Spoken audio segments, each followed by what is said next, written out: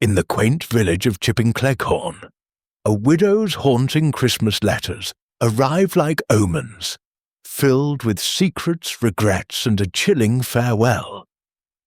When Eleanor Finch is found poisoned on Christmas Eve, it looks like suicide. But sharp-eyed Miss Jane Marple uncovers a web of hidden scandals, a disputed inheritance, a medical mishap, a forbidden affair, and embezzled church funds. As suspects from the vicar to the doctor twist in alibis and lies, Marple reveals the killer's desperate motive, preserving a tarnished reputation at any cost. Dive into this Agatha Christie-style whodunit where festive cheer hides deadly deception, and justice unwraps the truth just in time for the new year. Will you spot the clues before the final twist? Chapter 1. The Arrival of the Letters.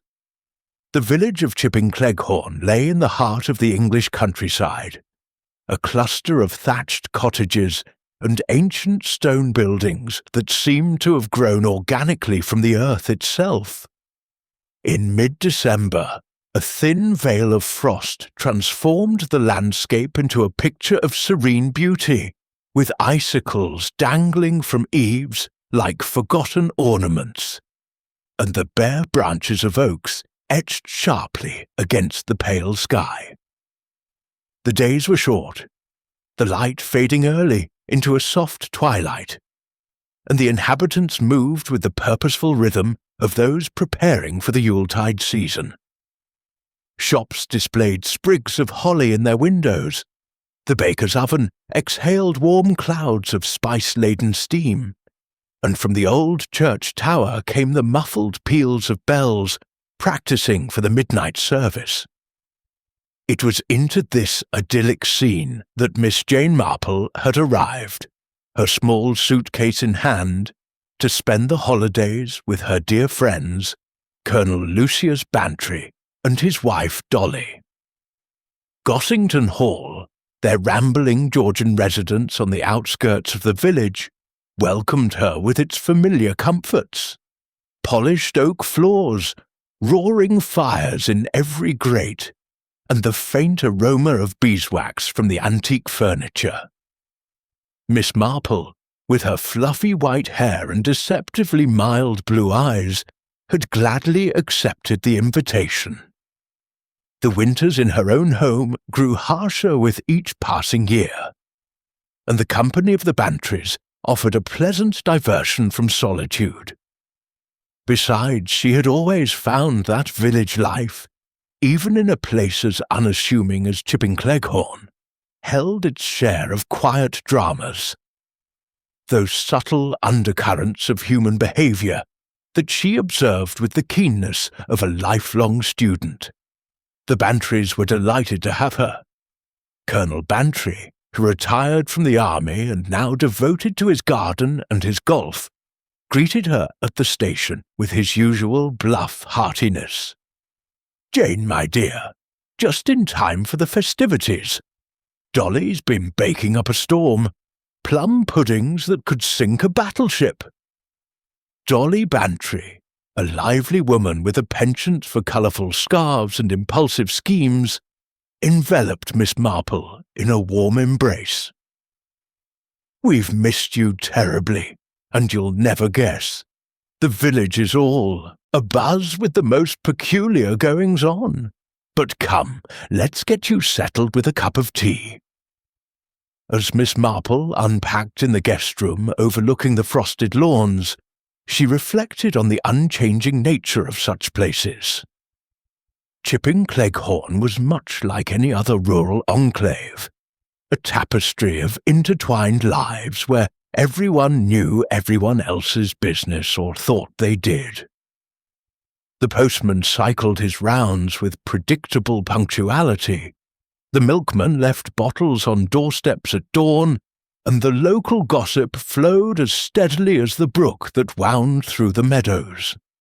Among the villagers, one figure stood out for her gentle eccentricity: Mrs. Eleanor Finch, a widow in her mid-60s, residing in Willowbrook, a quaint cottage bordered by willows that drooped gracefully toward the village green. Mrs. Finch had been a fixture in Chipping Cleghorn for decades, ever since her marriage to the late Reginald Finch, a man of modest means who had made a comfortable living as a local auctioneer. Widowed for 5 years now, she lived quietly, tending her herb garden in summer and her fireside in winter. What set her apart was her tradition of sending Christmas letters, not the printed cards that many favoured, but personal epistles penned in her elegant copperplate script. These were dispatched each December to a select circle of acquaintances, filled with reminiscences of the seasons gone by, touches of local news, and the occasional wry observation on life's ironies. They were treasured by some, skimmed by others, but always anticipated as a hallmark of the holiday. This year, the letters began arriving on a crisp Monday morning, their envelopes thicker than usual, adorned with stamps featuring festive robins, and sealed at the back with blobs of deep red wax, impressed with a simple floral motif. The postman, Mr. Jenkins, noted the stack as he sorted them at the tiny post office. "Mrs. Finch has outdone herself," he muttered to his assistant. "Must be a dozen or more." By midday, they had reached their destinations, slipping through letterboxes with a soft thud. At Gossington Hall, Colonel Bantry was in his study, surrounded by stacks of newspapers and a half-smoked pipe, when the maid brought in the mail. He riffled through the assortment, bills, a catalogue from a seed company, and then the envelope from Willowbrook. "Ah, Eleanor's annual missive," he said aloud, though no one was there to hear. He called to his wife, who was arranging evergreen boughs in the hall. "Dolly, come see what our widow has to say this time." Dolly wiped her hands on her apron and joined him, leaning against the desk as he carefully broke the seal. The letter was longer than previous ones, spanning 2 closely written pages.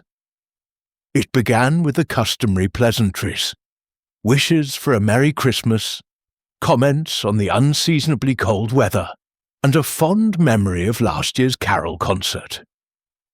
But as they read on, the tone shifted. Mrs. Finch wrote of lingering sorrows from years past, of secrets that weighed heavily on the soul, and of a profound weariness that no amount of holiday cheer could dispel. "I have carried these burdens too long," the words flowed, "and now, as the year draws to its close, I sense that the shadows are gathering. This, I believe, will be my last Christmas letter, for the time has come to confront what has been hidden." It ended with a poignant farewell, signed in her flowing hand. Dolly's brow furrowed. "Goodness, Lucius, that sounds rather grim. Do you think she's ill? Or perhaps just feeling low? Widows often do at this time of year." The Colonel folded the paper thoughtfully. "Melancholy, I'd say. Eleanor always had a dramatic streak. Remember how she carried on after Reginald's passing? Still, it's odd. Doesn't sound like her to be so final about it." They set the letter aside, turning to the day's tasks, but a faint unease lingered, like a draught seeping under a door. Elsewhere in the village, similar envelopes were opened with varying degrees of curiosity. Reverend Julian Harmon, the affable vicar of St. Mary's Church, read his while preparing his sermon. His letter alluded to a distant episode in the parish history. Something vague about misplaced trust, but it left him faintly puzzled. "Poor Eleanor," he sighed, tucking it into his desk drawer. "Miss Letitia Blacklock, A formidable spinster who managed the local library with iron efficiency scanned hers over breakfast. Hers mentioned an old family matter, a hint of unresolved grievance, and she snorted dismissively. "Sentimental nonsense," she declared to her cat, though her sharp eyes narrowed. Dr. James Haydock, the village's young and ambitious physician, received his the surgery. Amid the bustle of patients with winter ailments, he paused to read it, noting references to health concerns long buried. "Strange," he murmured, slipping it into his pocket. Other letters went to the solicitor, Mr. Petherick, the retired schoolmistress, Mrs. Swettenham, and a handful of neighbours. By afternoon, as villagers crossed paths at the grocer's or the tea shop, murmurs began. "Have you had Eleanor's letter?" Quite unlike her, almost foreboding. That evening, as snowflakes started to whirl outside the windows of Gossington Hall, the Bantrys and Miss Marple gathered in the drawing-room.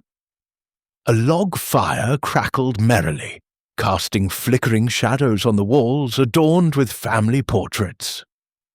Dolly, ever the gracious hostess, poured tea from a silver pot while recounting the day's events. "And then there's this letter from Mrs. Finch. Really, Jane, it's most peculiar. Let me read it to you." She fetched the envelope and recited the contents, her voice dropping dramatically at the closing lines. Miss Marple listened attentively, her hands busy with her knitting, a pale blue shawl for a great-niece. The needles clicked in a steady rhythm, a counterpoint to Dolly's words. When the reading concluded, she set down her work and gazed into the flames. "How very interesting," she said softly, her voice carrying that gentle timbre that belied her acuity.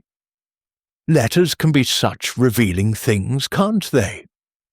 They strip away the masks we wear in conversation. One wonders what has stirred Mrs. Finch to such candour. It puts me in mind of a case in my own village years ago, a similar outpouring that proved to be more than mere sentiment.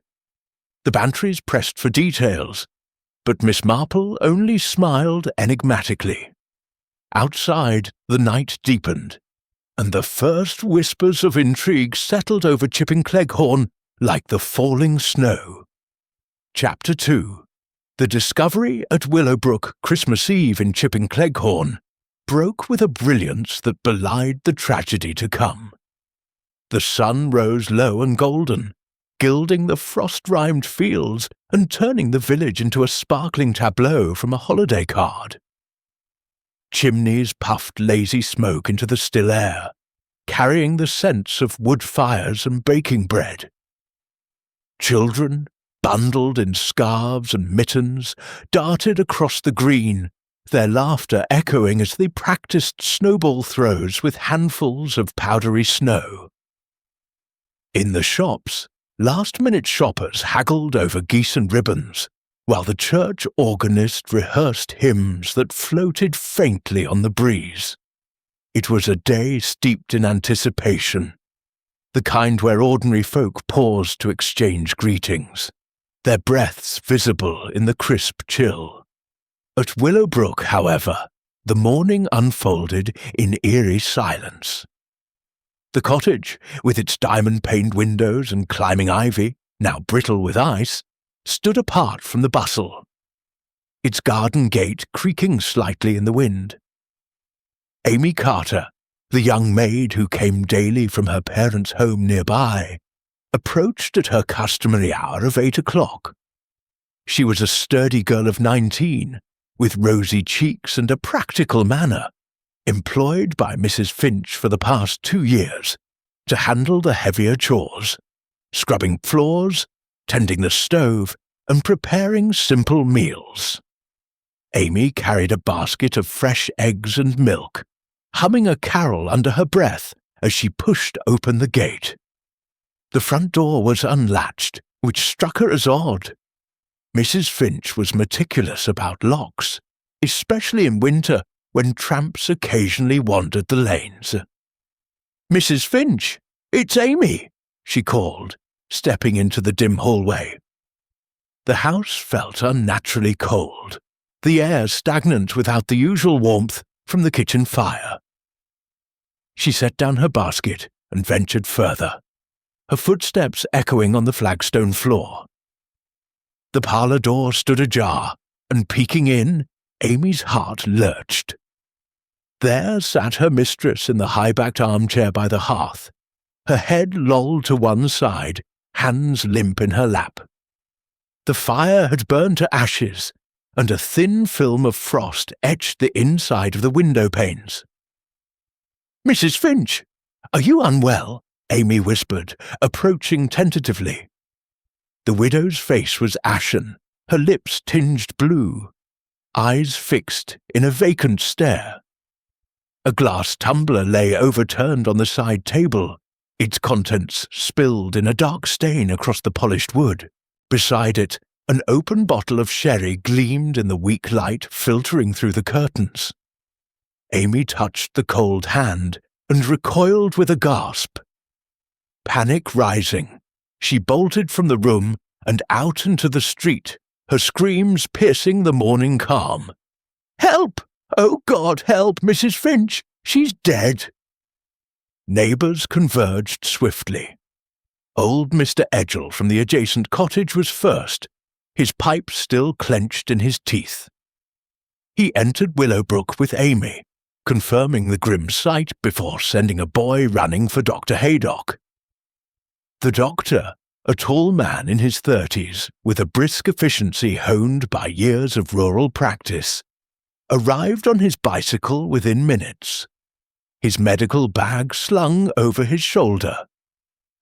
He examined the body without disturbing it unduly, noting the rigid limbs, the faint odour of bitter almonds on her breath, a telltale sign. "Poison," he pronounced gravely to the gathering crowd outside. "Arsenic, I'd wager, from the convulsions evident in her posture. She's been gone since last night, perhaps around midnight." Word spread like wildfire through the village. By 9 o'clock, Inspector Craddock of the County Police had been telephoned and was en route from Milchester, his sergeant in tow. In the interim, Constable Dodgett, the local bobby, cordoned off the parlour with makeshift barriers and stood guard, his uniform adding an air of official solemnity. The villagers clustered in knots, speculating in hushed tones. "Suicide, do you think?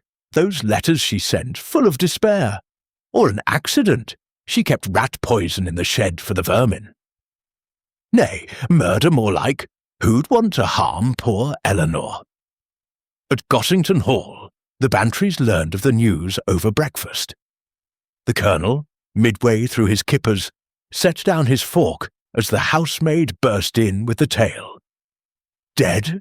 Eleanor Finch? Good Lord!" Dolly turned pale, her teacup rattling in its saucer. "Those letters, Lucius, they were a warning. We must tell Jane." Miss Marple, who had risen early to enjoy the sunrise from her window, joined them in the dining room, her expression one of quiet concern. "How dreadful," she murmured, accepting a chair. "Poison, you say? In such a peaceful place? It reminds me of a similar incident with a lady in Devon, outwardly content but inwardly tormented." Inspector Craddock arrived shortly after 10, a solid man of 40, with a no-nonsense demeanour and a notebook perpetually at the ready. He inspected the scene methodically, his keen eyes taking in the undisturbed room. The supper tray with remnants of cold ham and cheese, the sherry bottle half empty, and on the writing desk a pile of envelopes identical to those received yesterday, unsent Christmas letters, their wax seals unbroken. Amid them lay a single sheet of paper, inscribed in what appeared to be Mrs. Finch's hand. "I can bear it no longer. The past haunts me, and forgiveness is beyond reach. Farewell." "Suicide note," Craddock grunted to his sergeant. "We'll verify the handwriting." He questioned Amy, who tearfully recounted her discovery and recalled no visitors the previous evening, though Mrs. Finch had seemed distracted when Amy left at 6. "She mentioned feeling poorly, sir, but nothing more." The inspector sealed the bottle and glass for analysis, then interviewed Dr. Haydock privately. "Any prescriptions? Enemies?" Haydock shook his head. "She consulted me for nerves occasionally, mild sedatives, nothing toxic. As for enemies, Eleanor was well liked, though solitary since Reginald's death. Dolly Bantry, ever impulsive, persuaded her husband to accompany her to Willowbrook under the guise of offering condolences.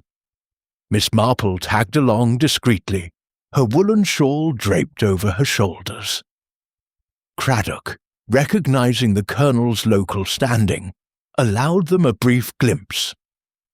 The old lady lingered at the threshold, her gaze sweeping the room.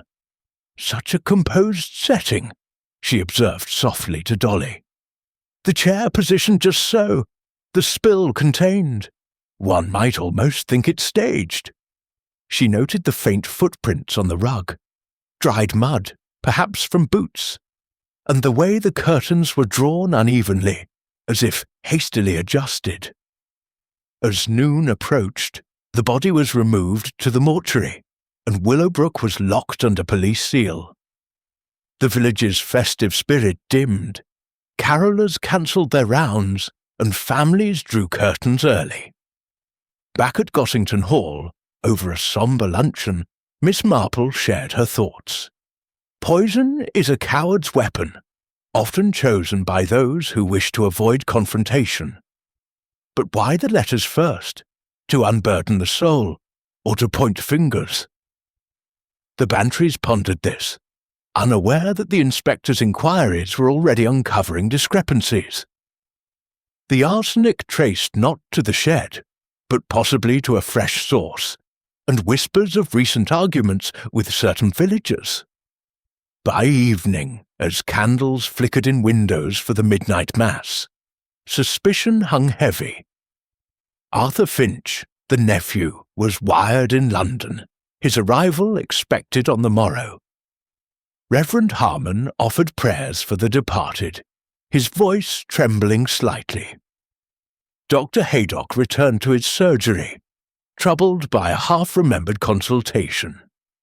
And Miss Blacklock, alone in her library, burned her copy of the letter in the grate, her face inscrutable.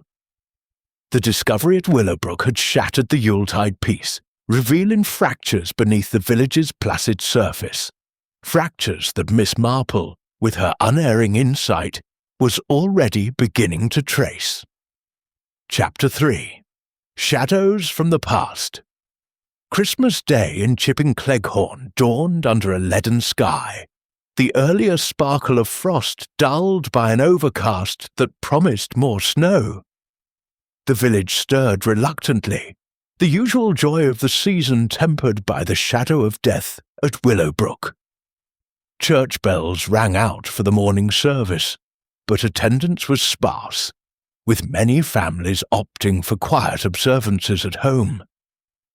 Gifts were unwrapped with subdued murmurs, and the traditional feasts, roast turkey and flaming puddings, seemed less appetizing amid the whispers of tragedy. The air carried a hush, broken only by the occasional crunch of boots on the icy paths, as villagers ventured out to exchange condolences or seek news. At Gossington Hall, the Bantrys and Miss Marple gathered around the breakfast table in the sunroom, where French windows overlooked the barren garden. The Colonel, usually hearty, poked at his eggs with little enthusiasm. "Damned business, this," he grumbled, folding the newspaper that carried a brief mention of the death. "Suicide suspected. Inquest pending." Dolly, wrapped in a festive shawl that now seemed out of place, poured coffee with a trembling hand. "I can't stop thinking about poor Eleanor. Those letters, it's as if she knew." Miss Marple, sipping her tea delicately, nodded. "Indeed, but knowledge can be a double-edged sword. One must ask, what did she know, and about whom?" The old lady's mind, ever active, turned over the fragments gleaned from the previous day's events. The poison, the note, the unsent letters, all pointed to a deliberate end, yet inconsistencies nagged at her. Why announce one's despair so publicly if intent on self-destruction? It evoked memories of a distant cousin who had feigned illness to draw out confessions from family members. Human motives, she knew, were rarely straightforward. They twisted like the lanes of the countryside, hiding truths in unexpected turns. Inspector Craddock, undeterred by the holiday, had set up a temporary headquarters at the Blue Boar Inn, the village's sole hostelry. He spent the morning reviewing reports. The post-mortem confirmed arsenic, ingested via the sherry, death occurring between 10 and midnight. The bottle bore no fingerprints save Mrs. Finch's own, and the shed's rat poison matched the chemical profile. Suicide remained the leading theory, bolstered by the widow's known melancholy since her husband's passing. Reginald Finch had died suddenly of cardiac failure, his will leaving everything to Eleanor, including Willowbrook and a tidy sum in investments. Yet whispers persisted of debts, gambling losses, some said, though bank records showed stability. By midday, Craddock summoned key recipients of the letters to the inn's private parlour, a cosy room with beamed ceilings and a crackling fire.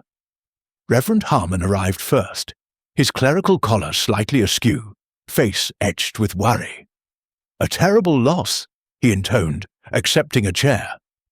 The inspector produced the vicar's letter, its contents circled in pencil. "This mentions a long-ago parish matter that troubled her. Care to elaborate?" Harmon shifted uncomfortably. "Merely a reference to an old fundraising discrepancy, nothing serious, resolved years back. Eleanor was prone to exaggeration." Next came Miss Blacklock, her posture ramrod straight, gloved hands clasped tightly. Her letter hinted at a disputed legacy from a mutual aunt. "Trifling," she snapped. "Eleanor claimed I influenced the will unduly, but it was all above board."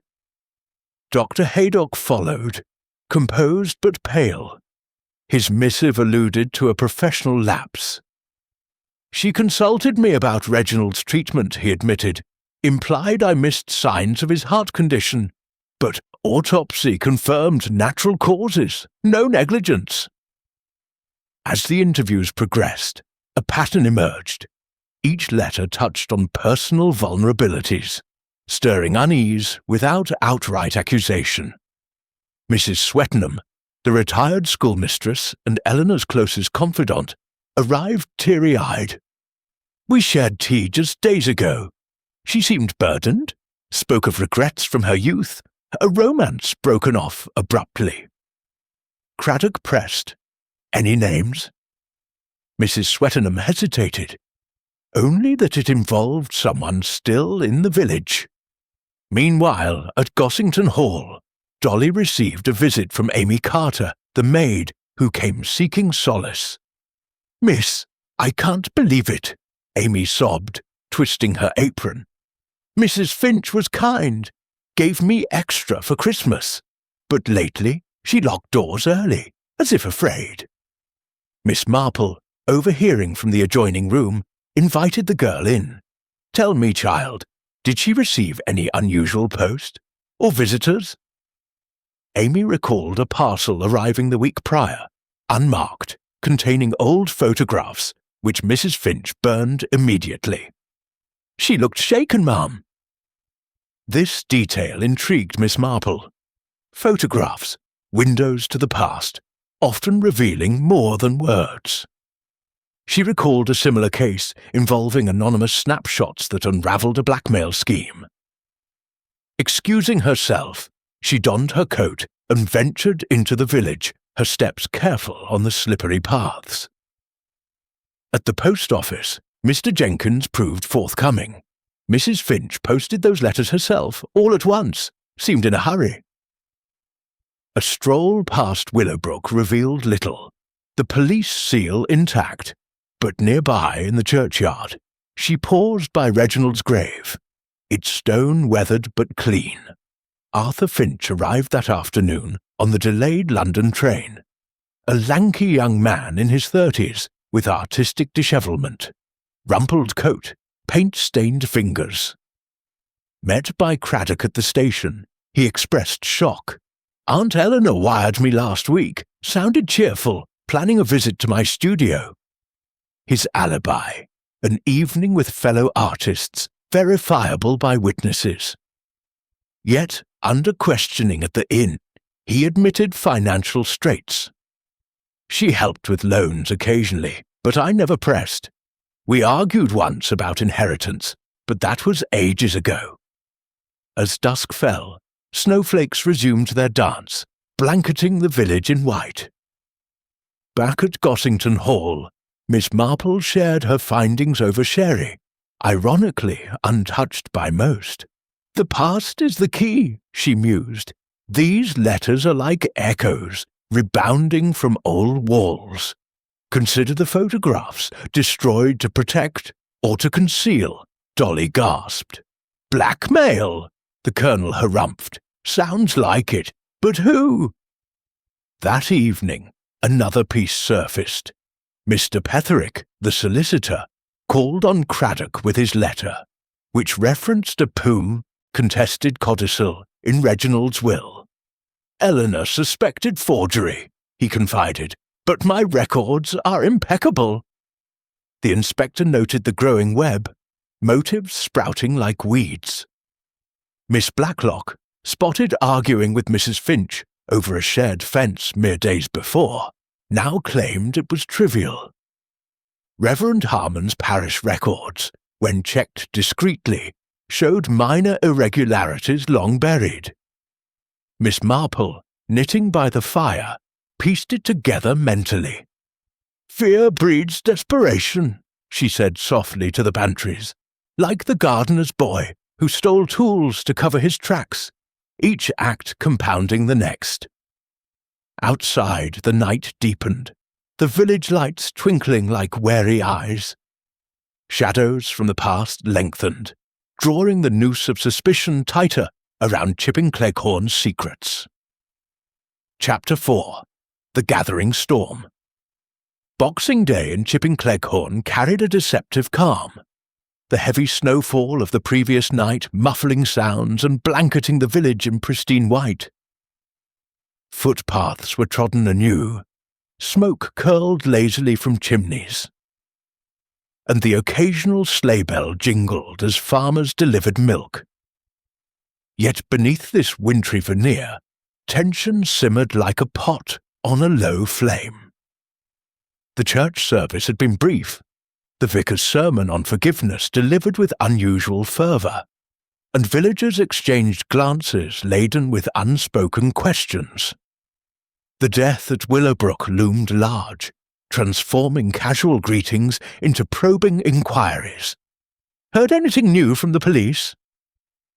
"Poor Eleanor, who'd have thought?" Inspector Craddock, fortified by a hearty breakfast at the Blue Boar, convened a formal gathering at the village hall, a draughty building typically used for fêtes and whist drives.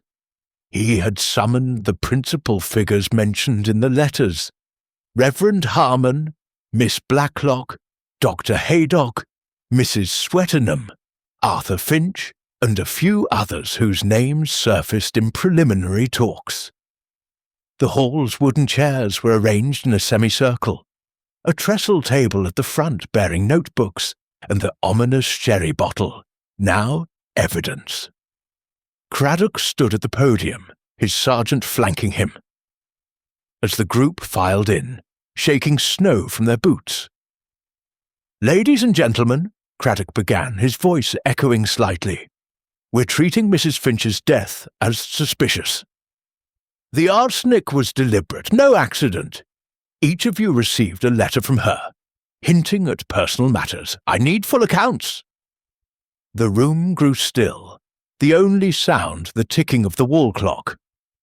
Reverend Harmon spoke first, his hands clasped as if in prayer. "I visited Eleanor 2 days before. Pastoral call.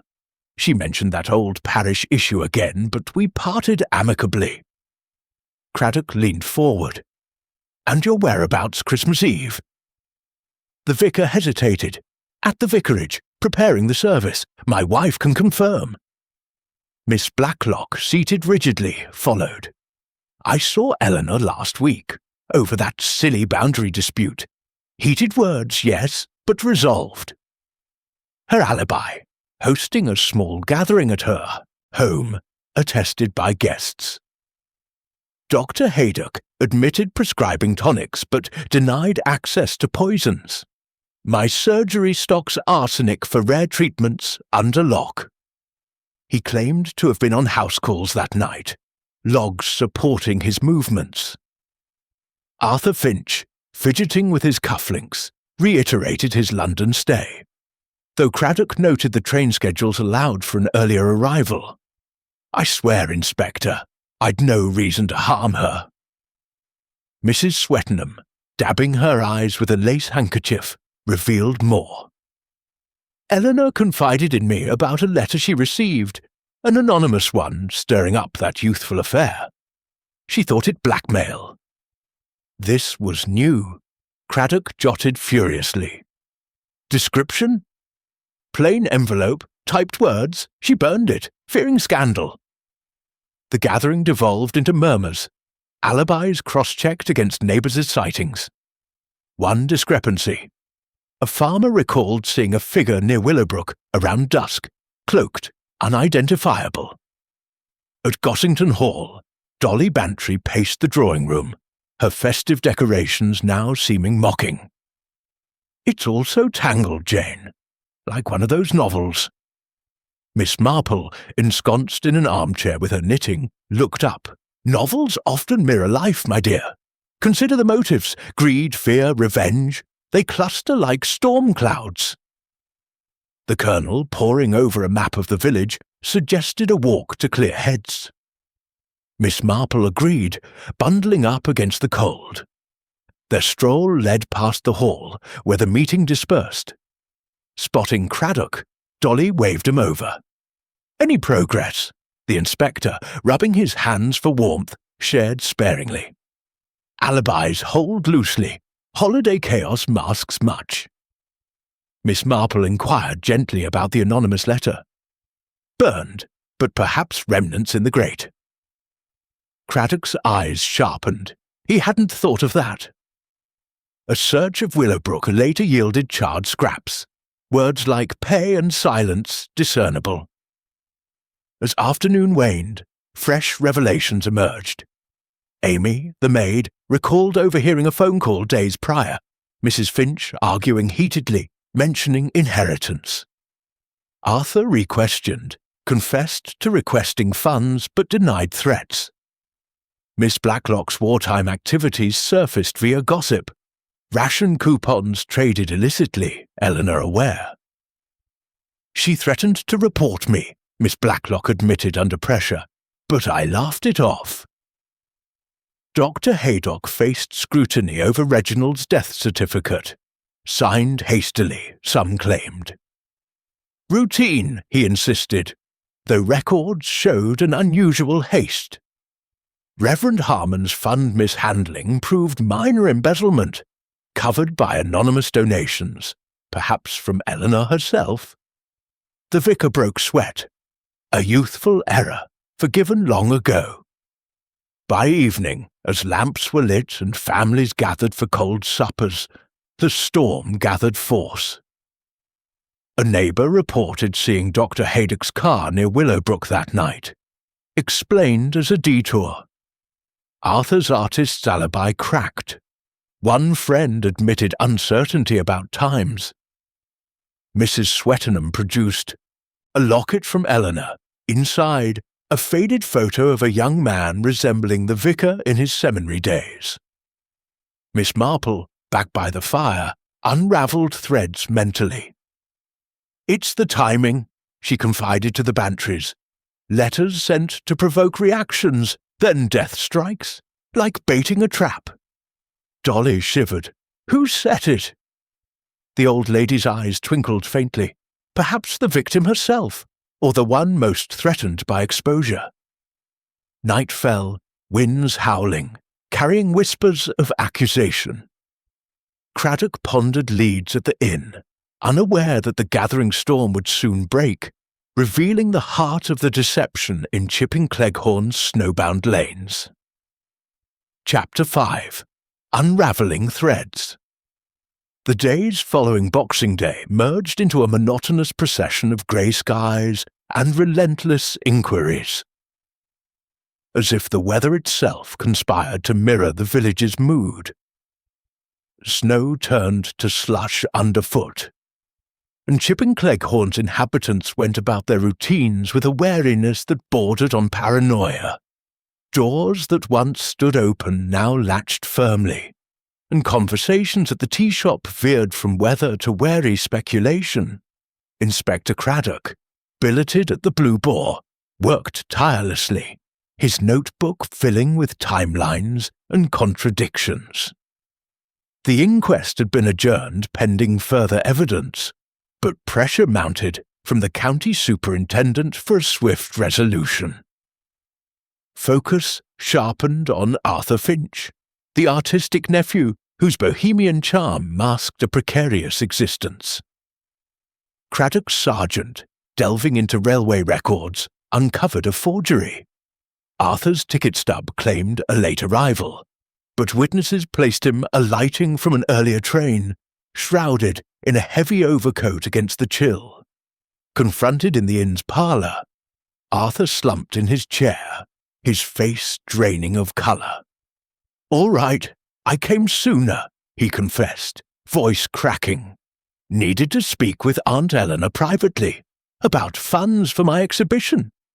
She refused. We quarrelled sharply. But I stormed out by 9, leaving her hale and argumentative. Check with the station master. I caught the return express." The admission fueled suspicion, yet no direct link to the poison emerged. Arthur's lodgings in London yielded sketches and debts, but no arsenic. Craddock pondered motive. Inheritance, perhaps, accelerated by impatience. Meanwhile, at Gossington Hall, Miss Marple savoured afternoon tea in the conservatory, where potted ferns offered a touch of green amid the winter bleakness. Dolly Bantry, ever the attentive hostess, served scones with clotted cream. "Jane, you're miles away. What do you make of young Arthur?" Miss Marple set down her cup. "A troubled soul, no doubt. But consider the broader canvas, the letters dispatched to so many. Not a private despair, but a public declaration. It suggests design, like the vicar's wife who aired grievances to flush out a thief." Emboldened, Miss Marple requested a sample letter from Dolly, examining it under a magnifying glass borrowed from the Colonel's study. The ink gleamed fresh. The paper bore a subtle watermark from a local stationer. Authentic, yet the phrasing jarred. Eleanor's usual notes brimmed with warmth, even in sorrow, she observed. These carry a chill, as if dictated by another's agenda. Colonel Bantry harumphed. "Forgery? But the handwriting matches." Miss Marple smiled enigmatically. "Ah, but authenticity in form doesn't preclude coercion in content." A discreet visit to Willowbrook followed, arranged through Craddock's grudging permission. The cottage, now shrouded in dust sheets, felt forlorn, its hearth cold. Miss Marple, accompanied by Dolly, poked about the upstairs rooms while the inspector supervised. In the bedroom bureau, tucked behind linens, lay a leather-bound diary, entries spanning months, penned in Eleanor's precise script. The final pages spoke of unease. Shadows from Reginald's end return, whispers of error, demands for silence, must confront but fear the cost. Allusions pointed to Dr. Haydock, who had attended the husband's fatal seizure. Re-questioned at his surgery, Haydock fidgeted with his stethoscope. Reginald's heart gave out. Classic symptoms. Eleanor accused me of oversight, but tests showed no anomaly. Pressed on recent visits, he admitted prescribing a nerve tonic laced with trace arsenic. Therapeutic, not lethal. She insisted on it for her ailments. Craddock's eyes narrowed. Enough to accumulate. Haydock blanched. Possibly, if misused. Twists compounded. A neighbour, Mrs. Murgatroyd, peering from her window on Christmas Eve, recalled glimpsing Miss Blacklock's distinctive brooch, glinting under a street lamp near Willowbrook, around 10 o'clock. Confronted, Miss Blacklock's composure cracked. Very well, I went there to mend fences over our spat. Knocked, no answer, but the door yielded. Eleanor dozed by the fire, sherry in hand. I left quietly, assuming fatigue. Yet Amy swore the door was bolted when she departed earlier. Lies layered upon evasions, and Craddock despaired in his reports.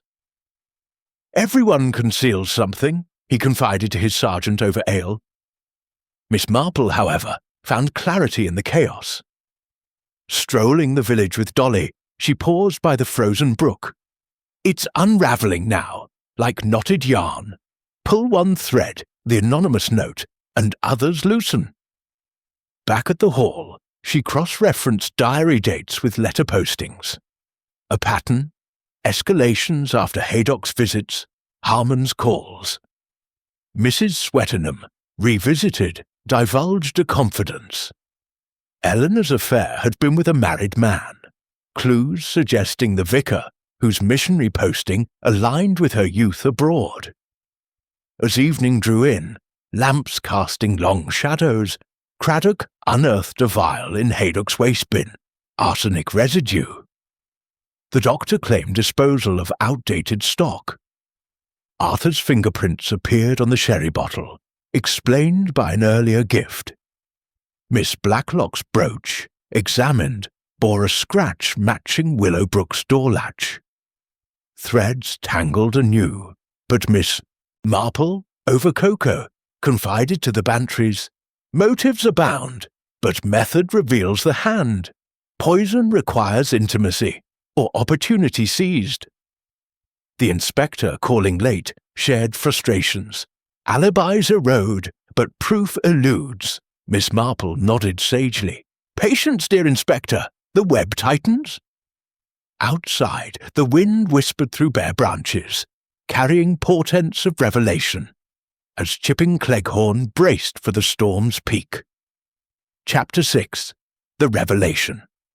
As the old year waned toward its close, Chipping Cleghorn clung to a fragile normalcy, the slushy paths giving way to fresh flurries that softened the landscape once more. Villagers huddled indoors. The holiday glow faded, replaced by a collective anticipation of resolution. Inspector Craddock, his investigations reaching a fever pitch, confided in Colonel Bantry over a pipe in the study at Gossington Hall. It's a Gordian knot, sir. Motives everywhere, evidence slippery as ice. The Colonel nodded sagely. Cut through it, man. Jane here has ideas. Miss Marple, perched nearby with her eternal knitting, demurred modestly. Merely observations, Inspector, but perhaps a gathering might clarify matters. Thus, on the eve of the new year, Miss Marple proposed assembling the principals at Gossington Hall, a neutral ground away from the stark village hall. Craddock acquiesced, sensing her quiet authority. Invitations went out discreetly. To Reverend Harmon and his wife, Dr. Haydock, Miss Blacklock, Arthur Finch, Mrs. Swettenham, Amy the maid, and Mr. Petherick the solicitor. The Bantrys' drawing-room was prepared with care. Chairs in a circle, a blazing fire to ward off the chill, and tea trays laden with sandwiches to ease tensions. As dusk fell, guests arrived, their faces etched with varying degrees of apprehension and curiosity. The room filled with subdued murmurs, the clock on the mantel ticking inexorably. Craddock stood by the hearth, notebook in hand, while Miss Marple took a seat at the periphery, her mild gaze sweeping the assembly. "Thank you for coming," she began in her soft, precise voice, once all were settled. "We are here to unravel the sad fate of Mrs. Eleanor Finch. Not through confrontation, but understanding." Eyes darted suspiciously. Harmon fingered his collar. Haydock crossed his arms. Blacklock pursed her lips. She commenced with the letters. These were no mere farewells. They were crafted to expose vulnerabilities, sent to those with secrets tied to Eleanor's past. But why broadcast them if suicide was her intent? No, they served as a beacon, illuminating the perpetrator. Arthur leaned forward. "You mean murder?" Miss Marple nodded. "Precisely. The poison in the sherry, administered not by her hand, but another's, under guise of friendship or concern." Turning to the diary, she quoted passages of Eleanor's fears. Blackmail loomed, rooted in Reginald's death, not natural as supposed, but hastened. Gasps rippled. Dr. Haydock protested. "Impossible! The autopsy," Miss Marple interrupted gently. "Conducted hastily by you, but reconsider. Symptoms masked, perhaps by arsenic build-up over time, from your own prescriptions." Haydock paled. "Therapeutic doses." She shifted to the anonymous note.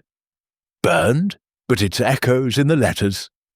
It demanded payment for silence on a long-buried affair." Mrs. Swettenham flushed. "Eleanor's youth, abroad with a missionary?"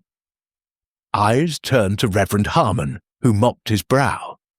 "A fleeting indiscretion decades ago. We parted amicably." Miss Marple's tone sharpened. "Yet Eleanor discovered your embezzlement of parish funds to cover personal debts from that era. She threatened exposure." The vicar stammered. "She confronted me, yes, but I pleaded." Miss Marple continued relentlessly. "You visited that night under pretext of carol sheets. Eleanor, trusting, offered sherry. You, with knowledge of poisons from your tropical postings, laced the bottle earlier, knowing her habit of a nightly glass." Harmon's wife cried out, "No!"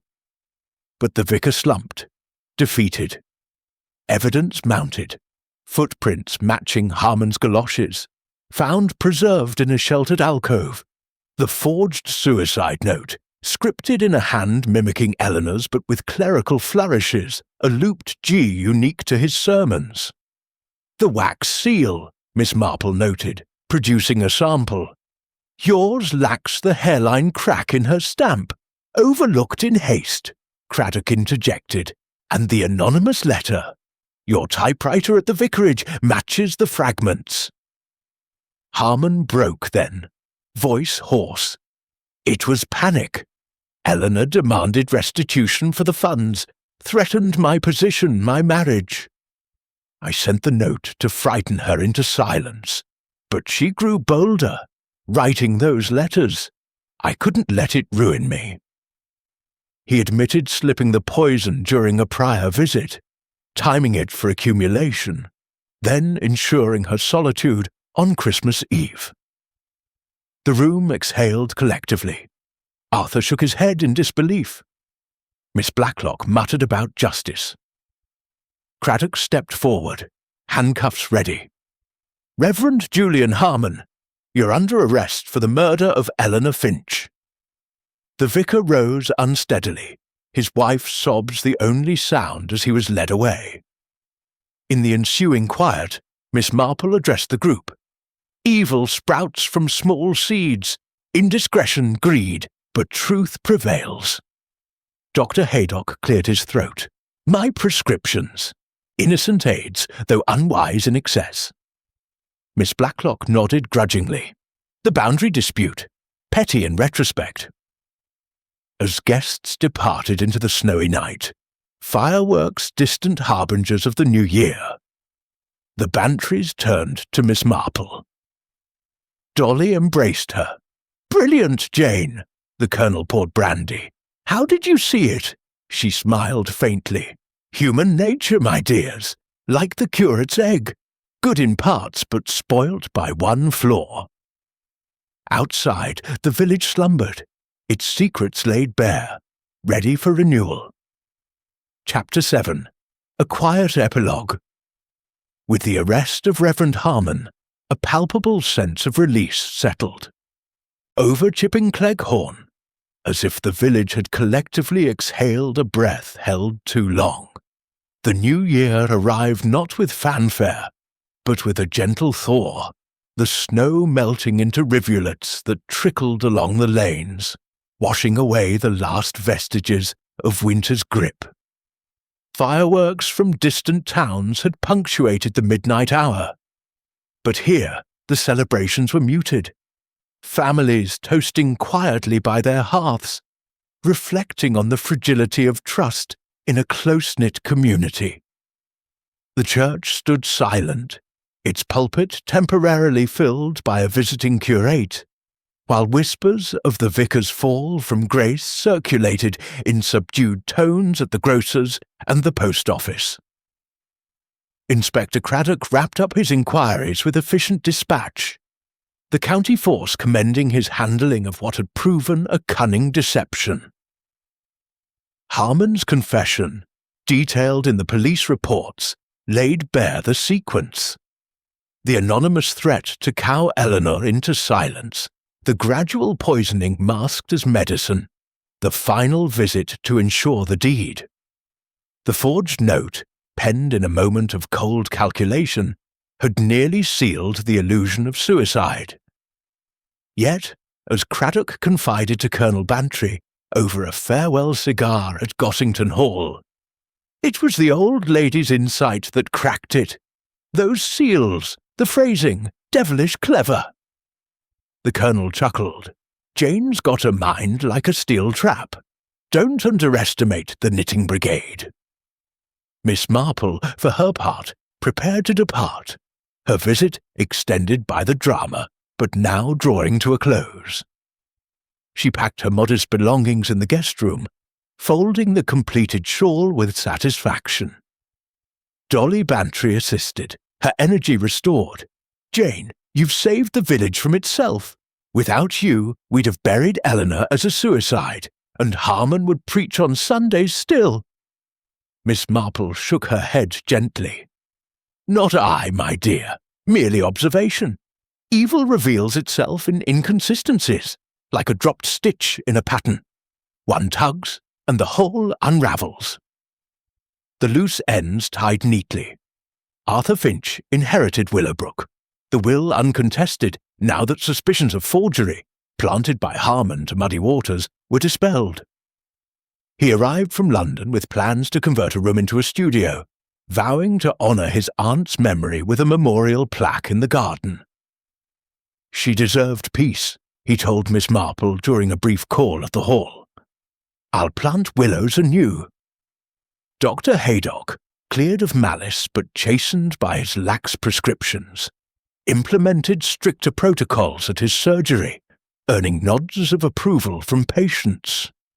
Miss Blacklock, her wartime indiscretions overlooked in light of greater crimes, softened her demeanour, even donating books to the parish library. Mrs. Swettenham hosted a small gathering for tea, where the women of the village dissected the affair with relish. "To think the vicar!" exclaimed one. "All those sermons on virtue." Miss Marple, invited as guest of honour, sipped her Earl Grey and offered quiet wisdom. We all harbour shadows, but most resist the pull. Harmon's flaw was pride, unwilling to face judgment. Amy Carter, the maid, found new employment at Gossington Hall. Her loyalty rewarded. She confided to Dolly of nightmares fading, the horror of discovery receding like a bad dream. As the train schedule approached, the Bantrys accompanied Miss Marple to the station, the platform dusted with lingering frost.